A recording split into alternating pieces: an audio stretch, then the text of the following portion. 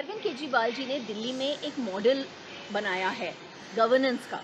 उस मॉडल में सबसे पहला नंबर आता है सबसे गरीब आदमी का, सबसे आम आदमी का। और पूरे देश में आज इस मॉडल की ज़रूरत है। ज़रूरी है कि हम पहले उन लोगों की ज़रूरतें पूरी करें जो हमारा देश चलाते हैं। महाराष्ट्र में एसटी कर्मचारियों के मुद्दे को पूरी तरह से निग्लेक्ट किया गया है, क्योंकि हमारी सरकार और हमारी ऑपोजिशन एक दूसरे से लड़ाई करने में इतने व्यस्त हैं कि उनको समय ही नहीं मिलता कि महाराष्ट्र के मूलभूत प्रश्नों पे कुछ काम किया जाए। जब तक ठोस लोगों को आधार नहीं मिलेगा, इतना महंगाई का ज़माना है, ना बिजली के बिल कम हो रहे हैं, ना पानी के बिल कम हो रहे हैं, ना शिक्षा मिल रही है हमें, ना सेहत मिल रही है। जब तक ये मूलभूत प्रश्नों पे सरकारें काम नहीं करती हैं, तब तक ऐसे ही तनाव रहेगा। आम आदमी पार्टी का मॉडल ये है कि देश में आज सबसे ज़्यादा पगारें अगर हैं तो वो दिल्ली में हैं। मिनिमम वेज दिल्ली में सबसे ज़्यादा है, आंगनवाड़ियों की पगार दिल्ली में सबसे ज़्यादा है, सफाई कर्मचारियों की पगार सबसे ज़्यादा है। हर किस्म में दिल्ली ने गरीब इंसान को सबसे आगे रखा है, उसको मूलभूत सेवाएं दी हैं और उसकी पगार बढ़ाई है। यही काम हमें पूरे देश में करना है। गेल्या 2 वर्षात आम्ही फक्त MVA सरकार आणि BJP मधली तक्रार बघितली आहे। एकमेकांवर केसेस करतात, दुरुपयोग करतात एजन्सीजचा, तेच चाललं आहे। महाराष्ट्राचे जे मूलभूत प्रश्न आहे, महाराष्ट्राची जी कठीणाई आहे, त्यांच्यावर कोणाचाच लक्ष नाही आहे। म्हणून ST कर्मचाऱ्यांना MVA सरकारने निग्लेक्ट केला आहे, त्यांचे प्रश्न सोडले नाही आहे आणि आता ही परिस्थिती उभरून आली आहे।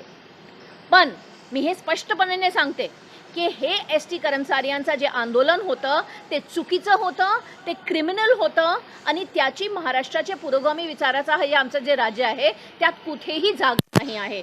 शरद पवार सारखे आमचे वरिष्ठ नेता आहे महाराष्ट्राचे आणि त्यांच्या घरी जेव्हा त्यांच्या घरात त्यांची बायको आणि त्यांचे नातू वगैरे लहान पोरगी सुद्धा होती, असं अटॅक करणं आणि सुप्रिया सुले सारखे आमचे जे MP आहे महाराष्ट्राचे त्यांच्यावर असं अटॅक करणं हे खूपच घाणेरडं, खूपच चुकीचं आहे। आणि मला तर स्पष्ट दिसतं की ह्याचा मागे एकच हात आहे, BJPचं। कारण अरविंद केजरीवालच्या घराच्या समोर सुद्धा त्यांनी तेच केलं होतं। तेजस्वी सूर्या नामाचे त्यांचे लीडरनी येऊन तिकडे हल्ला बोलवलं होतं, अटॅक केलं होतं। अरविंद केजरीवालांना मारण्याची धमक्या सुद्धा सगळ्या वरिष्ठ नेत्यांनी BJPचे दिली आहे। तर हे स्पष्ट आहे की हे BJPचा प्रोसेस आहे।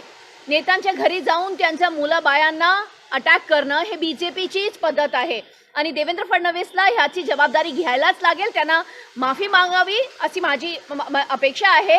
आणि म्हणजे खूप मला MVA सरकार असं हातवर हात धरून बसली आहे, हे खूप चुकीचं आहे। त्यांना ॲक्शन घ्यावी BJPच्या नेत्यांवर, ज्यांनी ST कर्मचाऱ्यांना उकसावून हे काम करून घेतलं है। पिछले कई महीनों से हम देख रहे हैं कि BJP और MVA सरकार की जो तकरार चल रही है, इसमें जो महाराष्ट्र के मुद्दे हैं वो सारे वहीं के वहीं पड़े हुए हैं।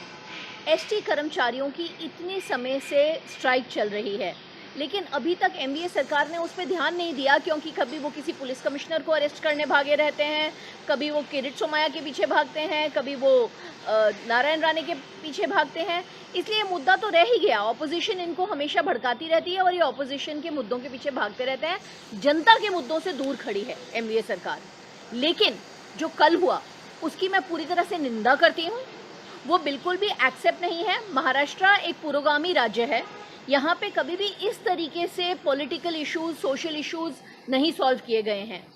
कल जो हिंसा हुई, शरद पवार जी जो महाराष्ट्र के सबसे वरिष्ठ नेता हैं, उनके घर पे उनकी बीवी, उनके बच्चे होते हुए ये जो अटैक हुआ, इसकी आम आदमी पार्टी निंदा करती है, क्योंकि यही और इससे भी खतरनाक अटैक अरविंद केजरीवाल के घर पे किया गया। और तब BJP के MP साफ साफ उसे लीड कर रहे थे।